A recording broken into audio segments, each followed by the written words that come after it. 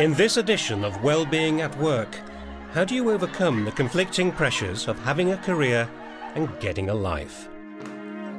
We'll be telling the story and hearing the words of one teacher who became overwhelmed by work and her desire to impress. As we follow her experiences, our panellists give their advice on what you can do to maintain a healthy work-life balance. They are Hannah Essex from Teacher Support Network, Victoria Galbraith, a counselling psychologist, and Richard Gerver, once a head teacher, now an education and creativity consultant. If you're watching this on the Teachers TV website, there's direct access to extended discussions and extra video tips from the panel. Although the dramatisations in this programme are based on a true story, we're not, of course, using the actual people or school involved.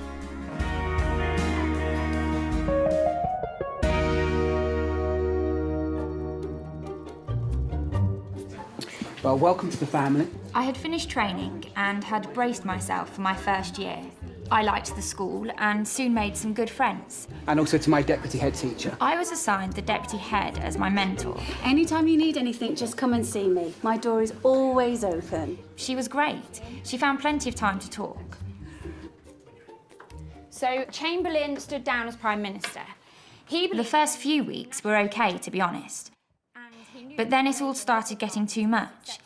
They were all pretty good kids, but I was finding it difficult to get everything I planned in lessons done, either because there was something silly or I had to go over things more than once.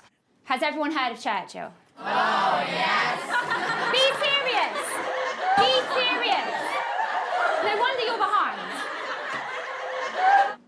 The deputy head gradually seemed less and less bothered about seeing me and understanding my problems. I know you're new, and I've made allowances. Eventually, she actually said I should sort out my own problems. It was up to me to take responsibility. And then she told me that this is the job you've signed up for. It's no walk in the park. I think the tragedy is so many teachers come into the profession passionate, committed, they're desperate to make their mark and do a good job. And as a result, they put unnecessary pressure on themselves. And one of the greatest roles that a mentor can have is actually to talk that teacher through the fact that they just want them to revel in the enjoyment of the job in those first days, in those first few months, to enjoy being involved with young people, with the children, to celebrate the qualifications they have. Teachers really want to instill hope and inspiration in their children, in their pupils, and it can be very difficult if they feel that actually I'm feeling really stressed out here and I'm finding it very difficult to cope. That's right. I mean, there are very few other professions where you are constantly on show from the minute you walk through the school gates to the end of the day, where the expectation is that you will be inspiring and interesting and passionate about what you're doing. And there's very few other professions where you are right there in front of people all day long. And I think one of the problems is that the deputy head needs to remember what that feels like. They need to remember that burst of commitment when you first walk through the doors as a newly qualified teacher, and realise that this teacher actually may well be tying themselves in knots, but they're doing it for the best interests of the school and the children. Sure. And for the teacher, perhaps the teacher could be reflecting on what's happening to them on a daily basis, so that then they can actually put into practice something that they've learnt from the previous day into the following day and subsequent days and weeks and months, and as time goes on, as time progresses, perhaps they will find it much more able to cope. It's very easy to get overwhelmed by everything that's going on in that sort of first part of the teaching year. I was with a group of NQTs recently who were saying, well, I'm not going to have a life this year, I already know that. Well, there needs to be some balance. You can't just throw yourself completely into work. It's not healthy for anybody. But you're right, some kind of reflection and understanding of how stress affects each teacher and then what they can do about that's really important if they're going to survive this year. Shall we see what else happens next? Right, okay, so C9, everyone. Is everyone on page 53 in the book? What about my costumes? Things weren't getting any better. I rang up Teacher Support Network and talked things through. It made me realise that I'd probably been volunteering for just about everything going in order to make a good impression. I was staying on at the school until 7 or 8 most nights, doing other stuff with the pupils of colleagues. Please, everyone, C9, the record shop! and then I'd go home and start preparing and marking. My boyfriend was great, but at one point he said, "Just show them what you're capable of." This made me think, well, I'll just work harder and harder and they'll see what I can do.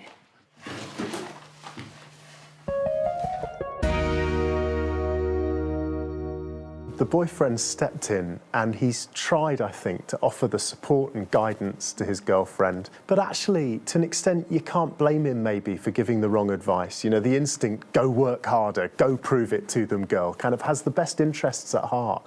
But in many ways, that's only going to exacerbate the problem, isn't it? That's right. It's not his fault. It's a real shame.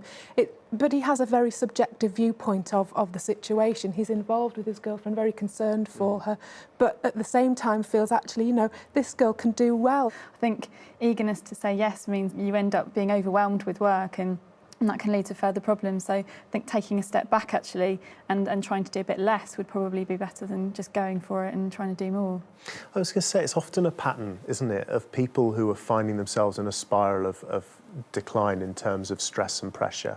The inability to step back and see things objectively. And of course, teaching is one of those professions that is so emotive and so in the moment, and it's so much about people, that ability to move from the subjective into the objective is really tough. And when times get hard, we tend to take things more and more personally, and then are less able to think strategically about the fact that, wait a minute, this is a job, and I need to think objectively, and I need to seek objective advice to find the solution for this problem. Sure, absolutely. I think often with teaching it can be very, very difficult to say no. I think you're absolutely right. Taking a step back is incredibly important and thinking, actually, if I say yes here, am I going to be doing myself more harm than good? It can be very, very beneficial for a career to say yes often, but having said that, for somebody's emotional and mental health, it can be very, very difficult in many ways to be saying yes all the time. I think that's true of teachers, whether they're newly qualified or they've been in the job for 30 years. That thing, I will do the after-school club, I will take the children on a school trip over the half-term, I will go in at the weekend and finish off that piece of work. And because you're educating young people, and that's a really exciting and really worthwhile thing to be doing, but doing it 24/7 takes its toll. The workload was really taking its toll. I was moody all the time. Hey, yeah, fancy going for a drink? And this work will mark itself, will it? Sorry. I was becoming such a bitch at home. All I could think about was what I had to do the next day at work. And then the fear that older teachers were in the staff room talking about me. She's just not strong enough. She's just not good enough. She's no teacher. She hasn't got it. What we've seen here is not unusual, is it? A work problem, something which started as an issue at work, is becoming an issue at home as well. You can see there that she's taking her problems home with her, and that's causing problems with her boyfriend. And if a person is feeling at work that they're struggling and at home that they're also struggling and having a really hard time of it, it can be very easy to get sort of caught up in the whole stress aspect. It can often lead to something which is termed burnout, where people are actually finding it very, very difficult to cope. Not so much that it's just work-related, but difficult to cope generally, and find it very, very difficult to sort of motivate themselves and feel, you know, what do I do here? How do I help myself? I think often teachers consider themselves to be teachers rather than a person who happens to be a teacher. And I think it's important that they have a bit of perspective and look at the other things in life that are important and spend a bit of time working on those things as well. And that's, you know, looking at work-life balance and getting that into perspective is a really important step for people. And maybe a conversation between her and her partner to say, you know, when I get really self-absorbed, you have permission to physically drag me out of the house and take me down to the pub or insist we go to the cinema. And it's important that she feels confident enough and he feels confident enough in their relationship that he can do that. Eventually, I decided I had to find the courage to speak directly to the head teacher. So, as we've discussed, I was assigned a new mentor, and I started to devote Thursday and Friday evenings and Sundays to myself. No work under any circumstances. This really helped me relax and sort things out at home and in the classroom. That's when Chamberlain resigned. Let's get back to Churchill, shall we? And if anyone says, oh yes, they can have a detention.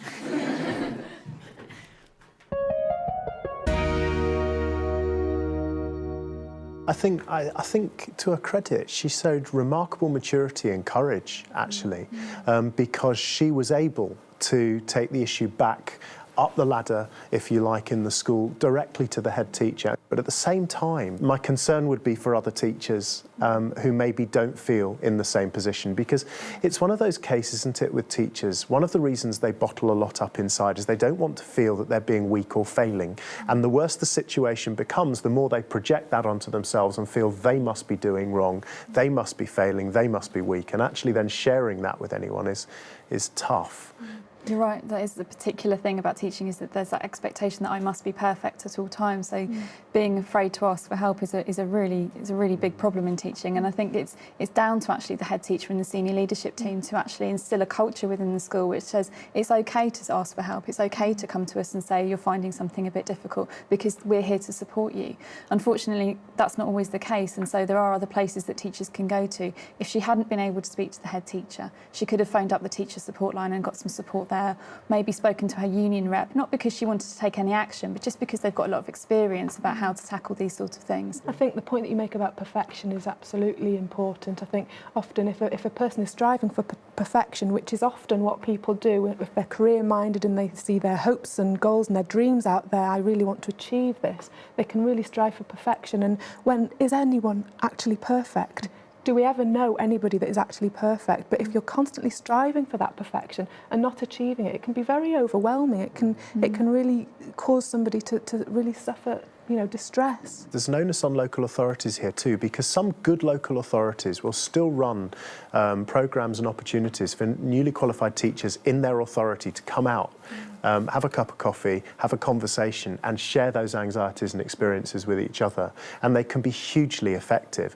Now, if it's a large school, one strategy that can be easy to develop and something that maybe those schools should consider is having an internal support network where in the time they have legally for non-contact time, those newly qualified teachers can sit down together and share those experiences, because when teachers sit down and realise they're all feeling the same way, and of course that immediately takes some of the pressure off the emotional impact. Sure, that isolation can be very, very difficult for somebody to experience if they're thinking, I'm on my own in this, I'm the only person who's going through this. But actually, as you say, so many other people will also be feeling the same, and as a consequence, absolutely a support network would be so beneficial. It's a cliche, but it's true, isn't it? A problem shared is a problem halved, and it's really important that whoever you are in whatever walk of life, something's bothering you, it's really important to find someone you trust who you can talk to about it. Absolutely.